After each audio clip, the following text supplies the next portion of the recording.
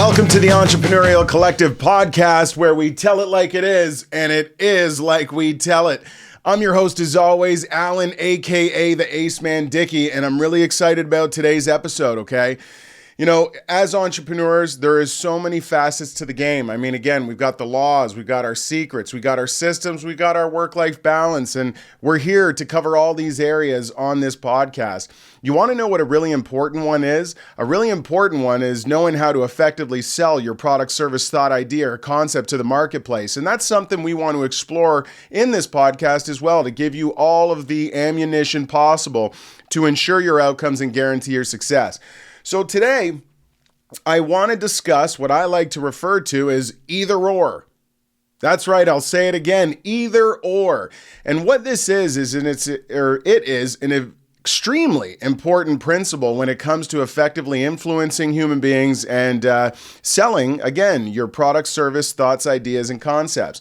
So for this example, I want to take a client of mine that I'm currently working with, and this is inside an automotive dealership. And inside this automotive dealership, they've got a absolutely tremendous service department. Now, in the service department, they have what we call a lightning lane, all right? And this is where your customers that are, looking to get an oil change in and out really quickly, not necessarily appointment driven, but just they're able to pull up, the door pops open, and here we go. We're ready to say, welcome to the dealership, sir. Is it an oil change you're here for, et cetera, et cetera, et cetera. In this particular lane, there's a number of business and profit opportunities, right?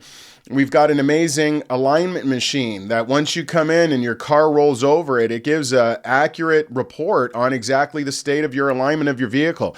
It will let you know if it's bulletproof A-OK, if it requires any adjustments, or if it's incredibly out of whack and costing you a lot of money via wear and tear on your tires or fuel efficiency for that matter.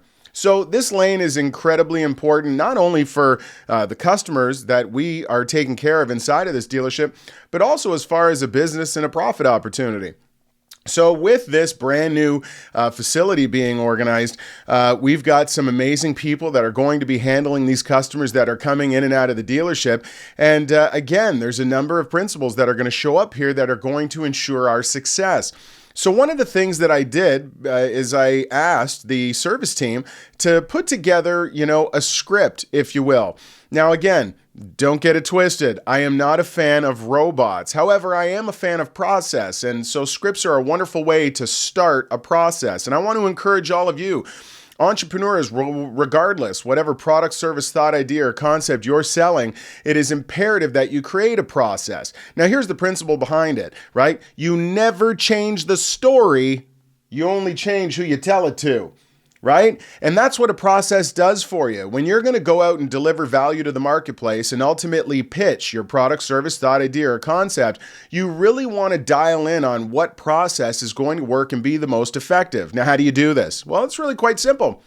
You create what you feel is your best foot forward, and then you implement it, okay? I can't stress it enough, right? Training without implementation is simply entertainment. So when I'm working with my clients, I say to them, listen, we are going to put together what we believe is our best foot forward, our best process for a particular avenue, a particular profit stream we're looking to create inside of the dealership, inside of the business. And then what we're going to do is accept the fact that we are all imperfect human beings, okay? None of you are perfect. Build a bridge and get over it. The second you do, you've got a lot of room to grow. Now, what we are going to do is we're going to utilize a particular process for a season, a period of time. Now, depending on how much activity, which in this particular lightning lane, we might have 50 people a day, we could probably utilize a process for a 1-week period and then really take a look at the numbers, take a look at the data, and determine if we feel it is working or not. This is another valuable principle that shows up, and it's what I like to call the triple R, right? Rehearse, review, revise. When you create a process, what do? You nail the process down, right? And that's the rehearsal part. And then you implement it. And as you implement it, the next R shows up. You review, the process. How is it working? Is it smooth? Is it working for us? Are we selling more products, services, thoughts, ideas, and our concepts to other human beings? And then, of course, and the most important is the final R, and that's revision, revise. Yeah, we rehearse, we review, and we revise. I want to encourage all of you entrepreneurs and salespeople to do the same. Now, when you have patience and follow this process, you know what ends up happening? You end up refining what will become the go-to, okay? The perfect process that your company and business is going to start to implement because you have effectively, rehearsed, reviewed, revised, and gotten that process to a point where you know it works the best. And so now you get to utilize the first principle I spoke to. And what is that again? You never change the story. You only change who you tell it to. So, back to the lightning lane. Well, in this particular lightning lane, what I like to do is I like to empower the team. So I went to the service team and its leadership and I said, okay, what I'd like you to do is write out a process on how you feel the team members should be handling these opportunities as they come in. And you want to know what? They did. They put together their process. Now, when they put together their process, I didn't even care to look at it because, again, there are steps to following here. The first thing I did is I said to the leadership team, I said, okay, I want to give you a week's time to share this process with the team, and then I want you to clearly let the team know our expectations, that we wanted the process memorized verbatim by the end of the week. Now, this is what they were instructed to do, and I was going to test them at the end of the week. Yeah, I was going to pull up into the dealership as a client, roll through up to that lightning lane, and I was going to let them implement the process that we were in the process of creating. So, I did just that. Now, here's the funny thing. Right? The day, a week later from this instruction being given, a week later, the day I went in to test all of them, I hadn't even looked at the process because it didn't matter. You see, the first step that I care about is I care about the obedience to the process, right? Again, when it comes to the laws that we teach, the reason your success or failure for that matter can be predictable and guaranteed is because the only time you're a guaranteed failure is when you're disobedient to the laws of success and you're disobedient to these laws that will guarantee your outcomes. Conversely, when you're obedient to these laws and you understand them fully, well, you can guarantee your success. In fact, you can predict it, as we are doing here. Now, what did I do? On the drive over, I took a look at the process, right? I was reading it and watching the road, but I took a look at the process just to see what it is they were expected to say. And then when I pulled up to the dealership, right? I pulled up into that lightning lane, the door opened, in I came, and it was lights, camera, action. Literally, I looked at the team members and I said, we are about to begin. I am counting to 3, and then I want you to start. 1, 2, 3. I snapped my finger. And I just looked at them and they knew what it was. You see, I'm big on role playing because I understand that repetition is a strength builder. So I know what it is I'm doing, and I require the obedience of the team members looking to grow in order to get to where I know they want to be. And thank goodness we've got an amazing team over at this particular dealership, and they were on point. Well, they went into their process, and you know what the most amazing part of it was? They nailed it. Absolutely nailed it. Like this process that had been written and laid out for them, they were hitting it, and they were nailing it, and that made me extremely happy. Now, why did it make me happy? Well, it made me happy because, again, the number one step to all of these techniques working is obedience. And so the fact that leadership was able to say to them, listen, I want you to get this down and I want you to have it memorized. And then I want you to role play it amongst each other so you can get your tonality, your voice inflections, that human in you involved in the process. That was all that mattered at that point. And once they had nailed it, it was a checkpoint. I was more than satisfied. I said, well done, gentlemen. And now it's on to step 2. Now, I want to share with you what this process was because it's very important to identify where and why the tweaks and adjustments were necessary. So, for example, you're coming into a lightning lane, right? And naturally, when you're going to get your oil changed, what are some of the profit opportunities? Well, there's, cabin filters, engine filters that need to be examined, wiper blades that need to be examined. Maybe the washer fluid needs to be topped up amongst some other fluids. There are all kinds. Again, we're doing alignments. Perhaps the tires could be changed. Perhaps there's a brake service opportunity. There are a lot of things. And let's be honest, as much as I am the automotive guru sales trainer guy, I'm about as good to put gas in a car. All right. I am not a mechanic. What I am is an incredible sales representative because I understand what selling is. It's the demonstration of the features and benefits of a product, service, thought, idea, or concept that are then in turn logically justified to a client to take ownership of. Because I know how to effectively influence other human beings, it doesn't matter whether it's a car, a boat, a space shuttle, or a piece of grass. Put me to work and I'm going to get the job done. And that's what we're here to do, is teach you how to do the same for your market, for your product, service, thought, idea, and or concept. Well, for example, on this particular script, some of the instruction they were given was to ask questions such as, your engine filter, Mr. or Mrs. Customer, looks very dirty. Would you like us to go ahead and change that? Let me give you another one.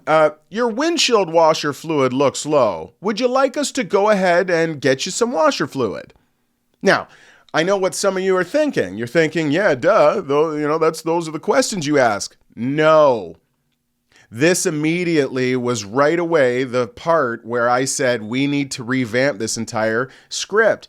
Now, why do we need to revamp it? And this is why I'm telling you this story. I want all of you entrepreneurs out there to be able to identify with this so that you can insert your lightning lane or your product, service, thought, idea, or concept, but still utilize the same principles I'm going to share with you so you can experience the same success. Because again, that's what it is, folks. Sales is sales is sales. The only thing that changes is X, and X equals the product. It doesn't matter what you're selling. The principles hold true for all.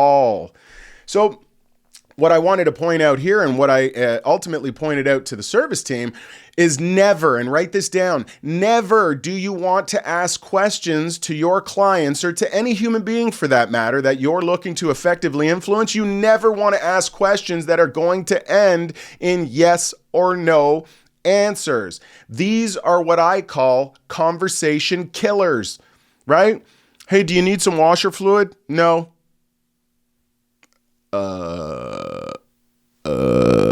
Where do you go from there? There is nowhere to go from there, right? Hey, your air filter's really dirty, sir. Do you want us to change it? No. Where do you go from there? See, I want you to think about your business right now. You are in a business where you have value, tremendous value, and I don't doubt it. That's why you're here, and that's why you have the confidence to bring it to the marketplace. However, it's the way you decide to converse with other human beings and effectively influence them that can make the delivering of your product smooth as could be, easy like Sunday morning, and you incredibly profitable, or it could have you thinking that this ain't for me, and you'll be running back to that jail called the cubicle you just escaped from. Well, we're not going back to that place, so let's get dialed in on this here. What I want to share with you, and what I shared with them, is I want to introduce to you what I like to refer to as the either-or principle. Yeah, either-or. You see, when you're implementing the either-or principle, what you're doing is abiding by some extremely important laws. Now write this one down. Great salespeople make decisions for customers while allowing customers to feel as though they've made the decision. Okay, let me say that again. Great salespeople, they make decisions for customers while allowing customers to feel as though they have made the decision. Yeah, you see, this is what the influence is. Let me give you an example. When it comes to, hey, we've got washer fluid in the car, I've written down some of these things because I delivered it to them in my revamped version of the script. But the either-or principle would say, have it here. Hey, we noticed your washer fluid is low. Can we go ahead and top that up for $5? Or would you like to take advantage of our 2 jugs for $9 and we can put the remaining fluid in your trunk? Either or. You see what I'm saying? How about this? Mr. or Mrs. Customer, we noticed that your air filter is extremely dirty in the vehicle. Can we go ahead and get that changed for you now, or would an appointment first thing Saturday morning serve you better? You see, in both instances, we're locking the customer down to doing business with us. But what we are doing is we're empowering them to make a decision. You see, as a company, we've predetermined what our expectation, our goal is, and our goal is to do business with them. We understand some people are showing up to this lightning lane and they may not have a lot of time for some of the extras. That's why we make an offer to option 1, either do it now, or option 2, or book an appointment for Saturday. In both instances, the outcome is business for the dealership. In this principle for you, in your business, both outcomes will be business for your business, either or. You see, what you want to identify is this fact. No human being on planet Earth likes being told what to do, including you, right? So what is the key here? Well, if you're going to effectively influence another human being, you want to create a situation, a scenario where you can empower them to make a decision, right? Now watch this. I'm going to come away from the lube lane for a minute, and I'm going to share a story I've shared far too often with the students of mine that I train. You see, I have a nephew, and he's awesome. He's also 16 years old right now. My gosh, I just reminded myself that I'm getting older in the blink of an eye. But I want to take you back to when my nephew was 3 years old. You see, I too have children, and when my nephew was 3, I didn't have children at that point. But continue on with me. I'm going to share this story. I was over at my brother's place, and we were trying to have a nice steak dinner. Any of you that are parents of small children, you understand, man, it's a busy life, isn't it? Well, it was a very busy life for him, there's no question. And I'll never forget, we were sitting down having this dinner. We had just sat down, and it was about 8 o'clock.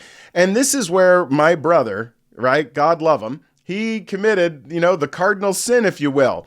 He said to his son, he said, "Cameron, it's bedtime." I mean, even me with no children, once I heard this, I dropped my head and I was like, uh-oh. You see, when he said it's bedtime, he was telling my nephew, even at the age of 3, what to do. And I just told you, no human being wants to be told what to do. This is not how you influence them. Also, to all of you with small children, or any of you who have had small children, you fully understand that when you say to a kid, "Hey, it's bedtime," all you have done is rung the bell to start the Olympic event that is not going to bed. So this is not what you do. And as you can imagine, my nephew was running around not listening to that either. Well, this only increased the frustration of my brother. Poor guy. I mean, him and his wife, they're working hard and they just want to have a meal. Well, it was at this point I looked to my brother and I said to him, "Hey man, do you mind if I take a shot?" Now, here's an example of the ignorance of other human beings, some of which you share a sales floor with or have worked at in the past at that terrible cubicle you were in. My brother looked at me and he said, "Right, because you have how many kids?" Well, that is a perspective, but I also had a perspective. I remember looking back to him saying, "I don't know, I was one? What are you talking about?" Right?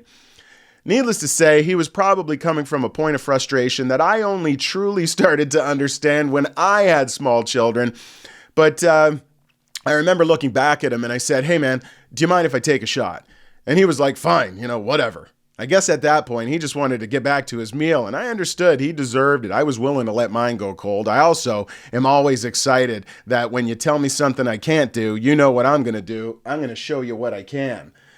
So what did I do? I operated under the either-or principle, right? I had been selling, crushing in the dealership at this point. So whether it's a customer on a car or whether it's my nephew on going to bed, this is a cakewalk. And here's what I did. I said, "Cameron," and he responded back, "Yes, uncle." And I said to him, "Do you want to go to bed at 8 or 8:15? He said 8:15. And I said, "Okay." And then I went back to eating my food. Now here's the best part. When 8:15 rolled around, do you think I said, "Hey, Cameron, it's bedtime"? No, because I told you how much of a nightmare that is and what that would create. No, instead, I said, "Cameron, it's 8:15. And all you could hear was his feet going up the stairs. It was at that point I heard an echo from the top of the stairs. "Uncle, can you tuck me in?" I grabbed my napkin and I said, "Sure thing, pal," as I looked at my brother and walked off. That was a moment where I'm sure he learned an opportunity or a lesson, to how to effectively get his kid to go to bed. And I'm glad I was able to share that with him and teach it. However, what I was doing is really simple. It was a small point of how to influence other human beings. And again, I don't care if you're 3, 30, or 93. We are all humans. It's all the same. And so that is an example of what I'm talking about when I say the either or. You know, we've got so many things in this lightning lane. And again, hey, your coolant levels are looking low. Would you like us to do a flush and get those changed right now, or would an appointment Saturday morning serve you better, right? To all of you who are in the amazing industry that personally developed me, the automotive industry, the car business, think about when you're booking appointments. Customer calls in and is looking at a vehicle. Hey man, I'm interested in that, whatever vehicle, that truck. And you're like, fantastic. I've actually got it available. Can I have you in to take a look at it at 6 p.m. this evening, or would 9 a.m. tomorrow morning suit you better? I can't come tonight. Sounds like 9 to me. Does that sound right to you? Yeah, okay, let's do 9. You see what I mean? So think about when you, in your business, are running into stumbling blocks, running into walls, right? Because I know a lot of you are having these selling conversations, and my gosh, I wish I could float in there with you, and perhaps that's what the collective is here for you for, okay? But if you understood how to have the effective conversation, you can have a conversation that makes decisions for your client, but allows them to feel empowered as though they are making the decision. I'll give you an example. In this lightning lane, one of the things that we have an opportunity to do when the balance or the alignment on the vehicle is off is we can do a flopping of the tires. We can flip the tires over, and while doing so, we can do a brake inspection for you that we offer up free of charge. Now, when doing this, the initial script they had was one that said, hey, we've got this issue with our wheels, and we currently have a special where we can check it out for $229.99, whatever the number was, can't recall. And, would you like us to go ahead and do that? Well, my adjustment to the script was to say to them, listen, folks, this is how you influence people. You, meaning us, the dealership, we don't want to mention the money. The second we mention money to a customer, they just get into this anxious state of, oh my God, they're trying to sell me something. The answer is no, I'm good, I'm okay. The key here is you want to get the customer asking you the question. And so I readjusted the script so that we said, where is it here? Hey, your tires are wearing unevenly and should be rotated to extend the life of your tires. Would you like us to take care of that today, or would an appointment first thing Saturday morning serve you better? Now, you notice how I didn't mention the money. I just said, hey, would you like us to take care of this problem you've got? You see, that's us serving the customer. That's us putting the customer first. Well, what do you think the first question out of the mouth of the customer is going to be? Ask yourself. Let's try it together. Hey, Mr. or Mrs. Customers, your tires are wearing unevenly and they should be rotated to extend the life of your tires. Would you like us to take care of that today, or would you like us to, or would an appointment Saturday morning serve you better? Exactly. The first thought in your head was to say, well, how much is that going to cost? Now, when you have asked the question, the customer has asked me the question, how much is that going to cost? Subconsciously, the customer is going to afford me more time to have a conversation and a bit of dialogue explaining to you what it costs and why. That gives me enough time to give you the information, demonstrate the features and benefits, and logically justify you taking ownership of one of the two options. Let's just get it done right now, or I'll get you in for 9 a.m. Saturday morning. You see, this is what the either-or principle is, folks. So you really want to dial in. What is it you're selling? What is your product, your service, your thought, idea, or concept, and how are you currently going about selling it? Because the key to winning here, and the key to making this thing look easy, is you have to just make some tweaks and operate under some laws, all of which are included in the collective. This is why I've put this program together, because this is easy. And I teach my children how to operate under these principles. My gosh, if my kids are over at your place and you hear the ice cream truck outside, tuck your wallet. You're buying them everything. And they're not going to beg once. They're going to have a calm conversation with you. You're going to think you're talking to an adult, and at the end of it, you're going to start telling other adults, no, they need to get this ice cream. This is why. You see, they're going to explain it to you. They're going to demonstrate the features and benefits of getting them ice cream. They're going to logically justify you to go ahead and take that action. And they're going to do such a good job of it. You're going to tell other adults why you did it for them. Other adults will be like, "Why, you can't always give them ice cream." And you're going to be like, "Well, yes, you can. And you have to in this instance. And this is why." That's what effective influence is and what it does. So I want you to think about this, all you entrepreneurs out there, either or, right? How can you take a look at your selling process and dial it in? Number one, you need to make it consistent, okay? You never change the story, you only change who you tell it to. So take a look at how you're going about selling your products and your services, your thoughts, ideas, and concepts.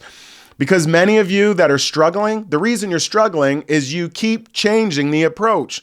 You use one approach one day, you have a different one the next day, you have a different one the third day, you go back to the first one the fourth day. You follow what I'm saying? And that doesn't give you any data. All it proves is that a blind squirrel finds a nut once in a while and a broken clock is right twice a day.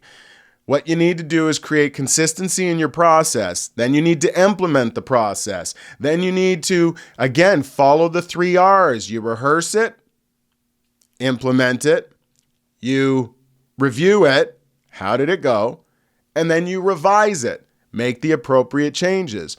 Once you do this effectively, you will come to a final way that you're going to handle a particular process in your company and in your business. And then you know what you do? You never change it, ever, right? Unless market conditions change, which cause you to have to follow the same process again to adapt to the market. Rehearse, review, revise. It is really that simple. So I want you to take a look in your instances, in your business. How can you implement this so it benefits you? Now watch this. We're talking about selling, closing. We're talking about doing business. Hey, let's take a look at this balance thing for a minute. How can we utilize either or in something like, I don't know, our relationships? Now,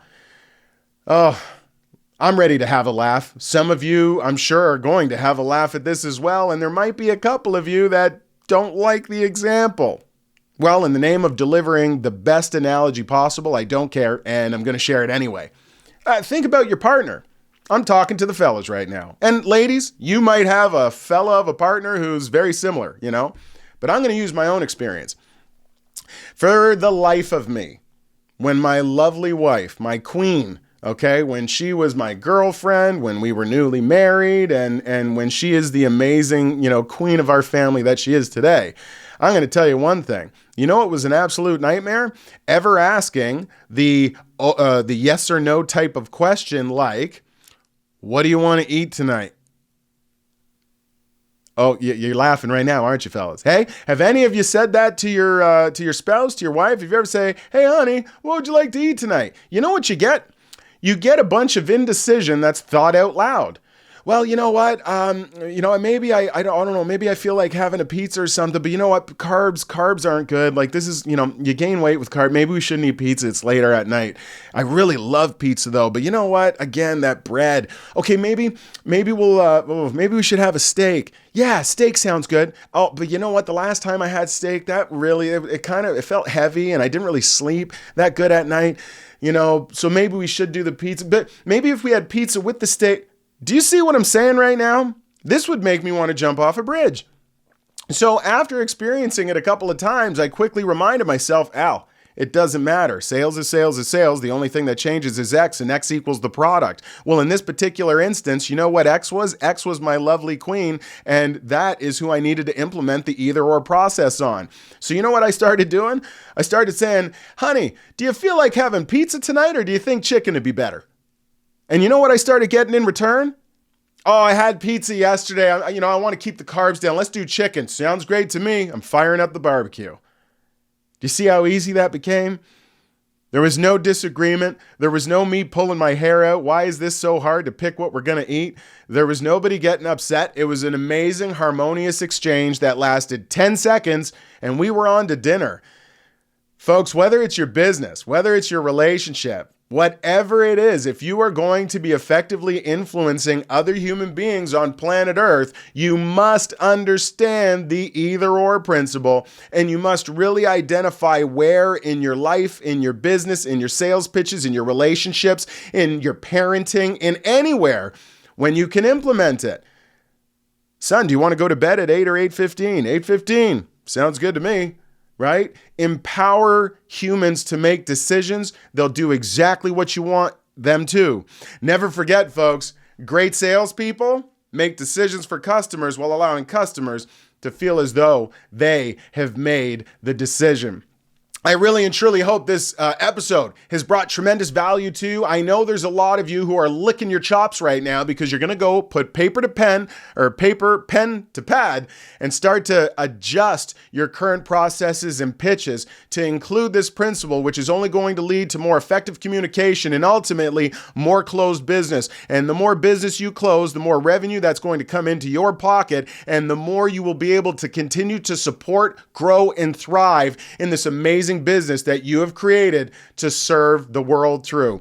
I want you to never forget, we're coming hot and fast with all kinds of content. So be sure to like and subscribe to the channel so you're getting notifications right away when this fire drops, because the mission is simple, folks. We're going to the top, and I'm taking all of you willing entrepreneurs with me, and I'm excited to see all of us when we get there. Make it a great day as always, and I will look forward to seeing you on the next episode of the Entrepreneurial Collective podcast.